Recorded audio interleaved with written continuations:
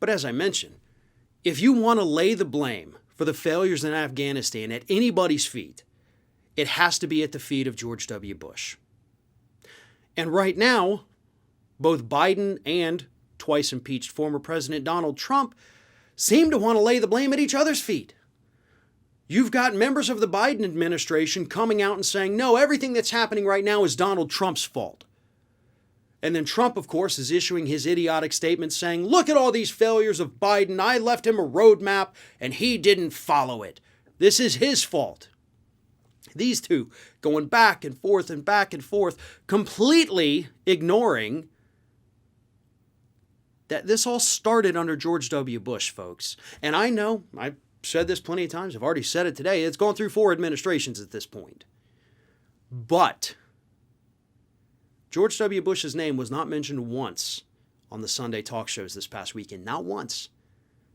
You cannot talk about Afghanistan without talking about George W. Bush and the failures of the war on terror, the failures of this nation building that we went on over there.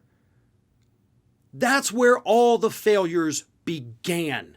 And yes, it is accurate to say that both Democrat and Republican administrations came along after that and continued this disastrous policy.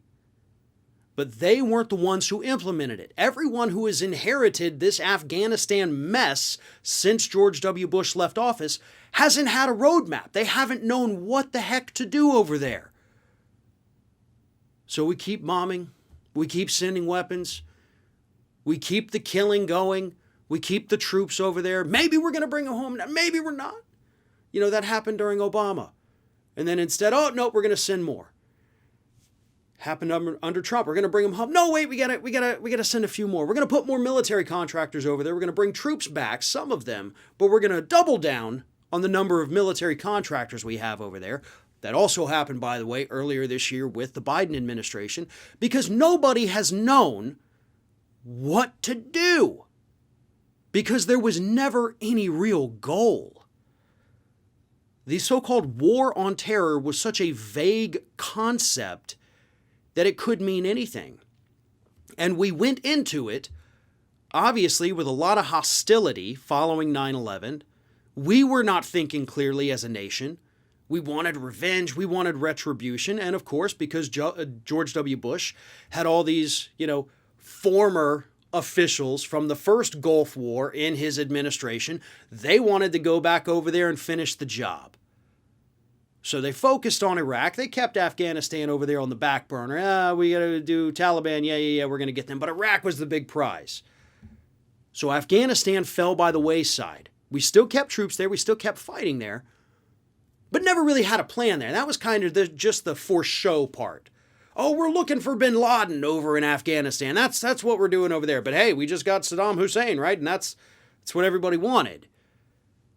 Following 9/11, as Corey Robin pointed out on Twitter the other day, 90% of the American public supported sending troops to Afghanistan.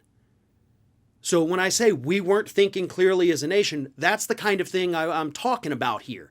90% of people supported this thing.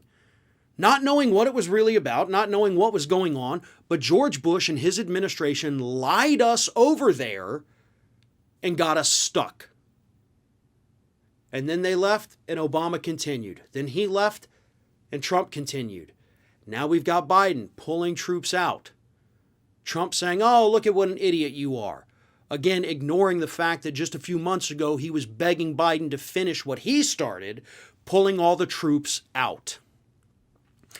At this point, it wouldn't have mattered if we had pulled troops out of there in 2004 or 2010 or 2020 or even 2030. This would have happened. This same thing that we're watching unfold right now with the Taliban capturing Kabul, this still would have happened.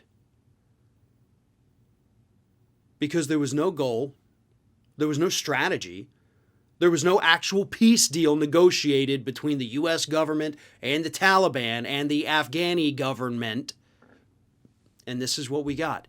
This is the disaster that we have to deal with now.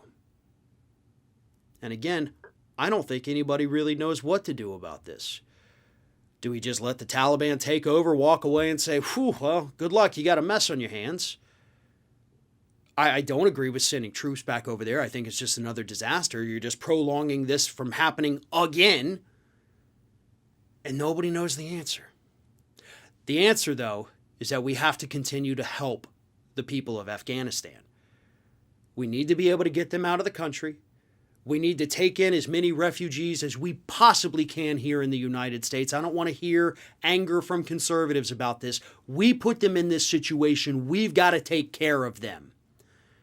And that's the best thing we can do right now. I am Farron Cousins from Ring of Fire. More of me, you can get it at youtube.com/The Ring of Fire. I'm sitting in for David Pakman today. We'll be right back. One of our sponsors is Magic Spoon breakfast cereal, sweet and tasty like the cereals I loved as a kid, but without the sugar or the carbs. Every serving of Magic Spoon has 0 grams of sugar, only 4 net carbs, 140 calories, and packed with 13 grams of protein. Perfect if you're doing keto, perfect if you're doing low carb, great if you're just trying to reduce your excess sugar intake, and because it's packed with protein, it's great before or after a workout. Magic Spoon flavors include cocoa, fruity, frosted, peanut butter, blueberry, and cinnamon. They're bringing back cookies and cream. They're bringing back maple waffle. You can build your own variety box and try them all. Magic Spoon is so confident in the product, if you don't love it as much as I do, they will refund your money, no questions asked. Go to magicspoon.com/Pakman. The link is underneath this video, and you'll get $5 off when you use the promo code Pakman at checkout.